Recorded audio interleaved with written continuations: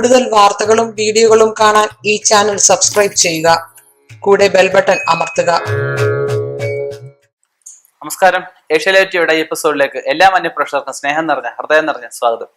ഇത് നമ്മുടെ വിഷയം. ഈ ജീവികൾ വീട്ടിൽ ജീവൻ പൊലിഞ്ഞിട്ടുണ്ടെങ്കിൽ സൂക്ഷിക്കുക. എന്തൊക്കെ ജീവികളാ? നമ്മൾ വളർത്തുന്ന ഒരുപാട് ജീവികളുണ്ട് അല്ലേ?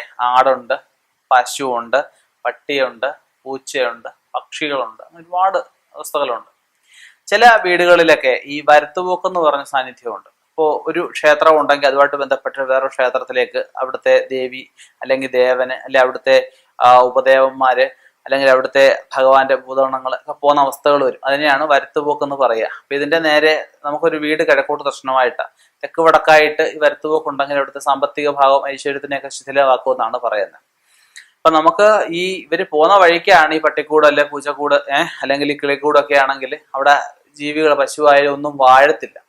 അപ്പൊ ഒരു ജീവി മരണപ്പെട്ടു, അടുത്ത ജീവിയും കൊണ്ടൊന്ന് മരണപ്പെട്ട് കഴിയുമ്പോൾ നമുക്കത് വിശദമായിട്ട് വാസ്തു അറിയാവുന്നവരെ കൊണ്ടോ അല്ലെ ജ്യോതിഷന്മാരെ കൊണ്ടോ വൃത്തിയായിട്ട് ചെയ്യുന്നവരെ കൊണ്ട്, അറിവുള്ളവരെ കൊണ്ട് വേണം. മുറിവൈദ്യന്മാർ ഒരുപാടുള്ള കാലഘട്ടമാണ്.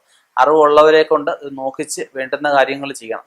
അല്ലെങ്കിൽ പിന്നെയും നമുക്ക് പൈസ നഷ്ടം വരുമെന്നല്ലാതെ വേറെ ഒന്നുമില്ല. ഇവിടെ ഇടയ്ക്ക് കോട്ടയത്ത് നിന്ന് ഒരാൾ വന്നു. അദ്ദേഹത്തിന് പശുവിന്റെ ബിസിനസ്സാണ്. അദ്ദേഹത്തിന് പശുക്കൾ വാഴുന്നില്ല. ഒരു പശുവിനെ ഇങ്ങോട്ട് വാങ്ങിച്ചിട്ട് ഒന്ന് കെട്ടി, ഒരു പശുവിന് ഇപ്പൊ എങ്ങനെ പോയാലും 40 രൂപ 50 രൂപ അത്ര 50,000 രൂപയൊക്കെ നഷ്ടം വരിക. പുള്ളി കടം മേടിച്ച് അവസാനം പുള്ളിക്ക് 10-30 ലക്ഷം രൂപ കടമായി. ഒരു പശു മരിക്കുന്നതാണ് വാശിക്ക് അടുത്ത് പോയി വാങ്ങിക്കും, കടം മേടിച്ചു പോയി വാങ്ങിക്കും. അദ്ദേഹത്തിന് സഹോദരങ്ങൾ നാട്ടുകാരെല്ലാം പുള്ളിയെ കൊണ്ട് സഹ കിട്ടും.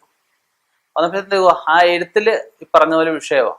അപ്പൊ നമ്മൾ ആ എഴുത്തിന്റെ സ്ഥാനം പൊളിച്ചു മാറ്റി വേറെ സ്ഥാനത്തേക്ക് വെച്ച്, അതുപോലെ നേരത്തെ പശു മരിച്ചു കഴിഞ്ഞാൽ ഗോരക്ഷസ് എന്ന് പറഞ്ഞ ബാധാദോഷം അടുത്ത പശുവിനെ കൊണ്ട് അതും മരണം വരാൻ അതിന് പ്രധാന കാരണമാവുകയും ചെയ്യും. വരുത്തുപോക്കിന്റെ ആ ദിക്കിൽ തന്നെയാണ് ഈ പറഞ്ഞ പഴയ കാലത്തൊക്കെ പറയും മാടൻ അടിച്ചിട്ടു എന്നൊക്കെ പറയും. അപ്പൊ അങ്ങനെ ആ പശുത്തൊഴുത്ത് അവിടുന്ന് മാറ്റി അടുത്ത വേറെ പശുത്തൊഴുത്ത് നമ്മൾ വെച്ചപ്പോൾ അതിനകത്ത് ഗോവർദ്ധക യന്ത്രം എന്ന് പറഞ്ഞ യന്ത്രമുണ്ട്. ആ യന്ത്രം സ്ഥാപിച്ചു കഴിഞ്ഞപ്പോഴത്തെ അവർക്കിപ്പോ യാതൊരു വിഷയവുമില്ല. പശുക്കളും ഒക്കെ ആയിട്ട് നല്ലൊരു സാമ്പത്തികമായിട്ട് അവർ ജീവിക്കുന്നുണ്ട്. പശുവിനെ കൊണ്ട് തന്നെ അവർ പാല് വിൽക്കുകയും അല്ലാതെ പശുക്കളെ വാങ്ങിച്ച് മറച്ചു കൊടുത്ത് പൈസ ഉണ്ടാക്കുകയും ഒക്കെ ചെയ്യുന്നുണ്ട്. ആ ഒരു സ്ഥാനത്തിന്റെ വിഷയമാണ്.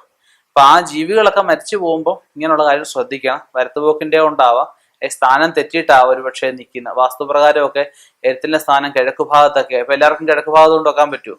പഴയ കാലത്തൊക്കെ ഉണ്ടല്ലേ വീടിന്റെ കിഴക്ക് ഭാഗത്താവും വടക്ക് ഭാഗത്താവും. പിന്നെ വീടിന്റെ കണക്ക് ഭൂമിയുടെ കിടപ്പുമൊക്കെ അനുസരിച്ച് നമുക്ക് സ്ഥാനം കൂടുതലായിട്ട് നിർണ്ണയിക്കാൻ പറ്റും പശുത്തൊഴുത്തിന്റെ ഒക്കെ. അപ്പൊ അങ്ങനെ എന്ത് പട്ടിക്കൂടായാലും പശുത്തൊഴുത്തായാലും കിളിക്കൂടായാലും ഒക്കെ സ്ഥാനം നോക്കി വെക്കുന്നത് നന്നായിരിക്കും.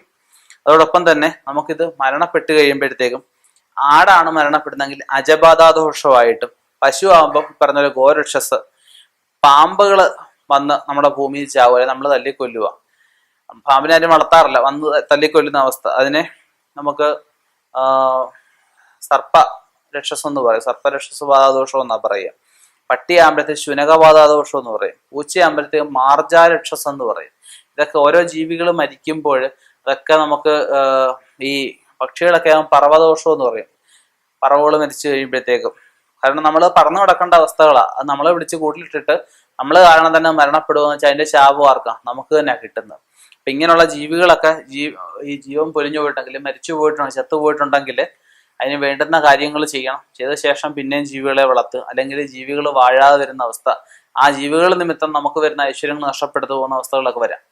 അപ്പം ഞാനീ പറഞ്ഞത് ഒന്ന് ചിന്തിച്ചു നോക്കുക. നിങ്ങളുടെ അനുഭവത്തിൽ ആർക്കെങ്കിലും ഉണ്ടെങ്കിൽ അവർക്കൊരു ഉപദേശം കൊടുക്കുക.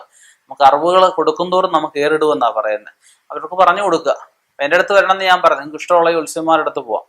നമുക്ക് പോയി എന്തെങ്കിലും ദോഷമുണ്ട് പരിഹരിച്ചതിന് ശേഷം പുതിയ ജീവികളെ വാങ്ങിച്ച് വളർത്തുക.